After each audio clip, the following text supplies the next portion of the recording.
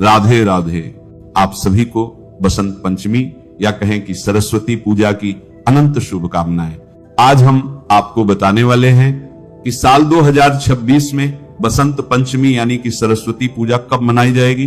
23 या 24 जनवरी। पूजन कैसे करें, व्रत कब से कब तक रखें, पारण कब करें, इस दिन माता सरस्वती की आराधना कैसे करें, और सबसे महत्वपूर्ण बात, क्या केवल बच्चे या विद्यार्थी ही सरस्वती माता का पूजन कर सकते हैं या परिवार के सभी सदस्यों को पूजन करना चाहिए। बसंत पंचमी साल में केवल एक बार ही आती है और अपनी जिंदगी संवारने के लिए आपको थोड़ा समय तो निकालना ही पड़ेगा। माघ माह के शुक्ल पक्ष की पंचमी तिथि को हम माता सरस्वती के पूजन दिवस के तौर पर मनाते हैं, क्योंकि इसी दिन ज्ञान, कला और संगीत की देवी मां सरस्वती प्रकट हुई थी और उन्होंने सृष्टि में वाणी, बुद्धि तथा संगीत का संचार किया था। ब्रह्मा जी ने सृष्टि रचना के बाद वातावरण की शांति को भंग करने के लिए जल छिड़का था, जिससे वीणा बजाती हुई सरस्वती जी निकली और तभी से यह दिन उनके जन्मोत्सव और वसंत ऋतु के आगमन के रूप में पूजनीय हो गया। बसंत पंचमी का यह दिन केवल एक पर्व नहीं है, बल्कि यह दिन हमारे जीवन में विद्या, विवेक, संस्कार और चेतना के जागरण का दिन है। बसंत पंचमी वह पावन अवसर है जब स्वयं मां सरस्वती अपने भक्तों के जीवन में प्रवेश करती हैं, विशेषकर उन घरों में जहां बच्चों के भविष्य को लेकर माता पिता सच्चे मन से चिंतित रहते हैं। आज के समय में हम धन, पद और प्रतिष्ठा की चिंता तो बहुत करते हैं, लेकिन विद्या की जड़ को सींचना भूल जाते हैं।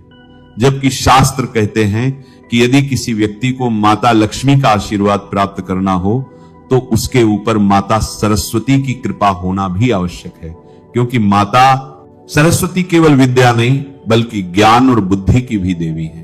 और यदि बिना ज्ञान, बिना बुद्धि के किसी को लक्ष्मी कृपा प्राप्त भी हो जाए, धन दौलत मिल भी जाए, फिर भी वह बिना सरस्वती कृपा के अपना सर्वस्व गंवा देगा।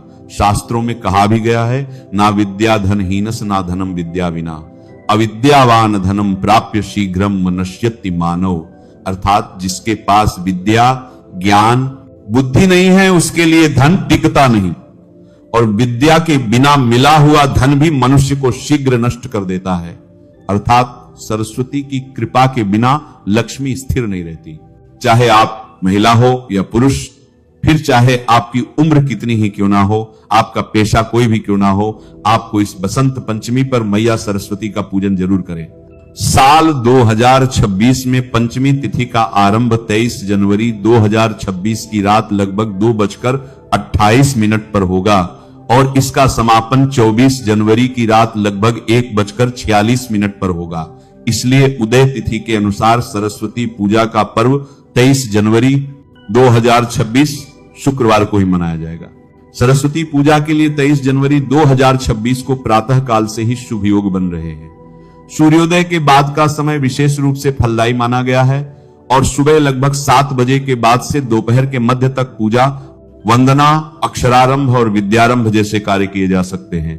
हालांकि यह दिन अबूझ मुहूर्त कहलाता है, अर्थात इस दिन किसी भी शुभ कार्य के लिए पंचांग देखने की आवश्यकता नहीं होती, क्योंकि स्वयं काल भी इस दिन शुभ हो जाता है। यह समझना आवश्यक है कि बसंत पंचमी केवल बच्चों का ही नहीं बल्कि हर आयु के व्यक्ति का पर्व है, क्योंकि विद्या और बुद्धि की साधना जीवन भर चलती है।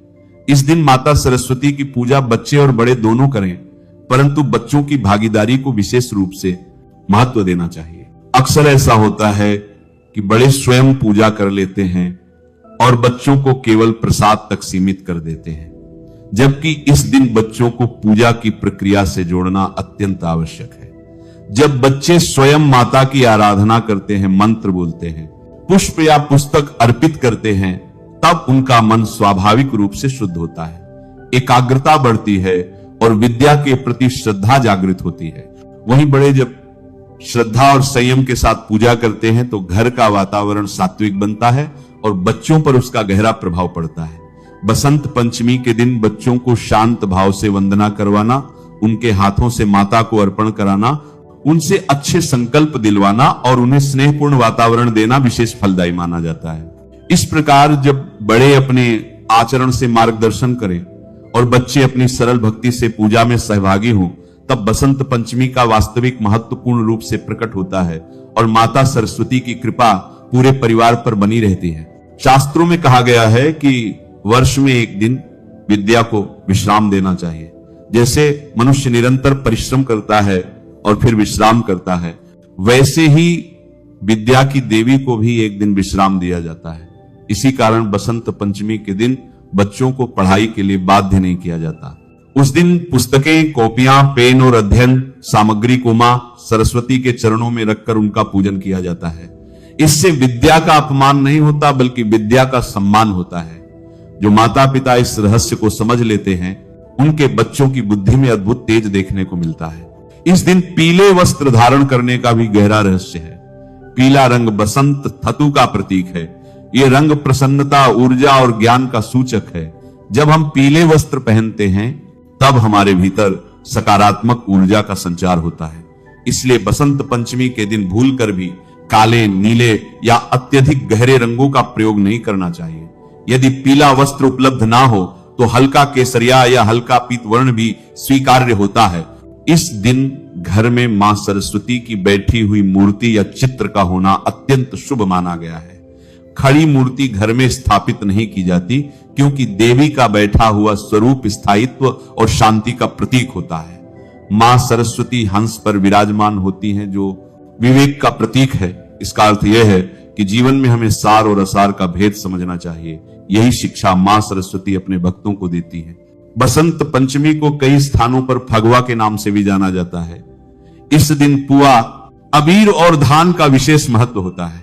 यह केवल परंपरा नहीं बल्कि इसके पीछे भाव है। पुआ मधुरता का प्रतीक है, अबीर उल्लास का और धान समृद्धि का।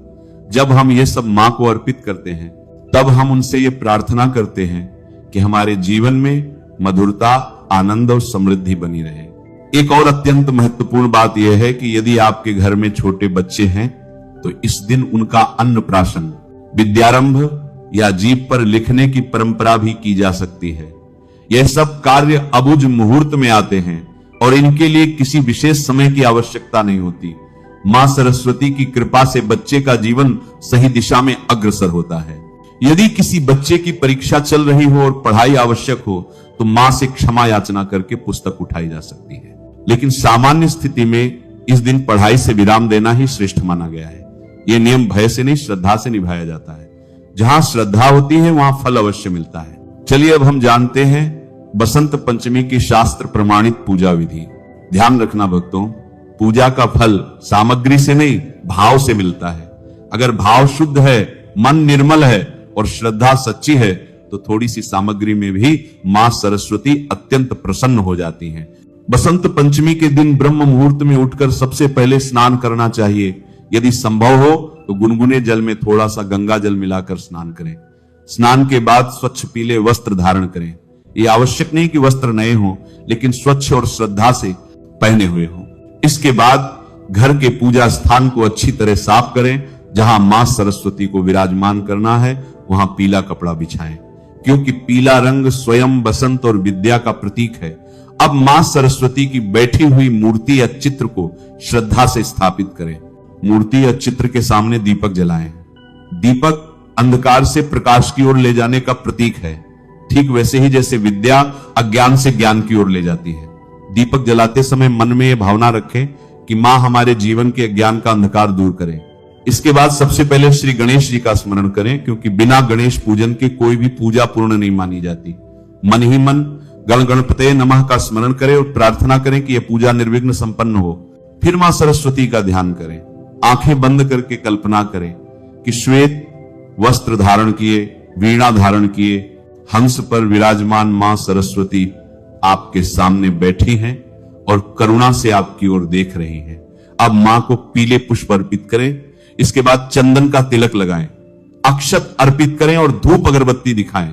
धूप का धुआं वातावरण को शुद्ध करता है और मन को स्थिर करता है। इस समय घर में किसी प्रकार का शोर नहीं होना चाहिए। विशेष रूप से बच्चों को शांत भाव से पूजा में सम्मिलित करें। अब भोग की बात आती है। बसंत पंचमी के दिन पुआ का विशेष महत्व बताया गया है। पुआ चाहे मैदे का हो, सूजी का हो या आटे का, लेकिन श्रद्धा से बना होना चाहिए। इसके साथ मां को अबीर, धान नारियल और विशेष रूप से बेर का भोग जरूर अर्पित करें। शास्त्रों में कहा गया है कि सरस्वती माता को बेर अत्यंत प्रिय है। जैसे गणेश जी को मोदक प्रिय है, वैसे ही सरस्वती माता को बेर प्रिय है। यदि बेर उपलब्ध हो जाए तो अवश्य अर्पित करें, भले ही 2 या 4 ही क्यों ना हो। इसके बाद बच्चों की पुस्तकें, कॉपियां, पेन, पेंसिल और यदि कोई वाद्य यंत्र हो तो उसे भी मां के चरणों में रखें। यह केवल एक परंपरा नहीं है, बल्कि यह भाव है कि हम अपनी विद्या, अपनी कला और अपनी बुद्धि मां को समर्पित कर रहे हैं। बच्चों से ही यह सब करवाना श्रेष्ठ माना गया है, क्योंकि यह पर्व उन्हीं का है। अब मां सरस्वती के मंत्र का जाप करें। ए सरस्वते नमः। इस मंत्र का जाप जितना हो सके उतना करें। यह बीज मंत्र है और बुद्धि को जागृत करता है। जाप करते समय आंखें बंद रखें और मन को स्थिर रखें। कोई जल्दबाजी ना करें। यह समय मां से संवाद का समय है। इसके बाद सरस्वती वंदना या कोई भी स्तुति श्रद्धा से करें। स्वर मधुर हो या ना हो, इससे फर्क नहीं पड़ता। भाव शुद्ध होना चाहिए। मां सरस्वती भाव की देवी हैं। जब आप हाथ जोड़कर उनसे अपने बच्चों के उज्जवल भविष्य की प्रार्थना करते हैं तो वह प्रार्थना कभी व्यर्थ नहीं जाती। पूजा के बाद मां की आरती करें। आरती के समय सभी घर वाले एकत्र हों। बच्चों को आगे रखें। आरती के बाद प्रसाद वितरित करें। ध्यान रखें कि प्रसाद सबसे पहले बच्चों को ही मिले, क्योंकि यही इस पर्व का वास्तविक उद्देश्य है। अब बात करते हैं उन कार्यों की जो बसंत पंचमी के दिन आपको भूलवश भी नहीं करनी चाहिए, क्योंकि इन कार्यों को करने से माता सरस्वती आपसे बेहद रुष्ट हो सकती है। इस दिन बच्चों को डांटना नहीं चाहिए, उन्हें पढ़ाई के लिए मजबूर नहीं करना चाहिए। यह दिन विद्या को विश्राम देने का दिन है। पुस्तकें पूजा के बाद सम्मान से एक स्थान पर रखी जानी चाहिए। उन्हें जमीन पर नहीं फेंकना चाहिए। किसी भी प्रकार की नकारात्मक बात, झगड़ा या अपशब्दों से बचना चाहिए। यदि कोई महिला उस दिन रजस्वला अवस्था में हो, वह मां को स्पर्श ना करे, लेकिन मन ही मन श्रद्धा रख सकती है। फल और रेडीमेड भोग परिवार के अन्य सदस्यों द्वारा माता के श्री चरणों में अर्पित करवाया जा सकता है। इसमें कोई दोष नहीं है। बसंत पंचमी का पर्व हमें यह सिखाता है कि जीवन में केवल धन नहीं, बल्कि विद्या, विवेक और संस्कार सबसे बड़ा धन है। जिन घरों में मां सरस्वती का वास होता है, वहां अज्ञान, कलह और अविवेक टिक नहीं पाते। अंत में मां सरस्वती से हाथ जोड़कर यही प्रार्थना करें कि हे मां, हमारे बच्चों की बुद्धि को उज्जवल करें, उन्हें सही मार्ग दिखाएं, उन्हें संस्कारी बनाएं और हमारे घर में सदैव ज्ञान का दीप जलता रहे। नमः शिवाय। श्री महालक्ष्मी नमः। नमो भगवते वासुदेवाय। जय मां सरस्वती। जय श्री कृष्ण। राधे राधे।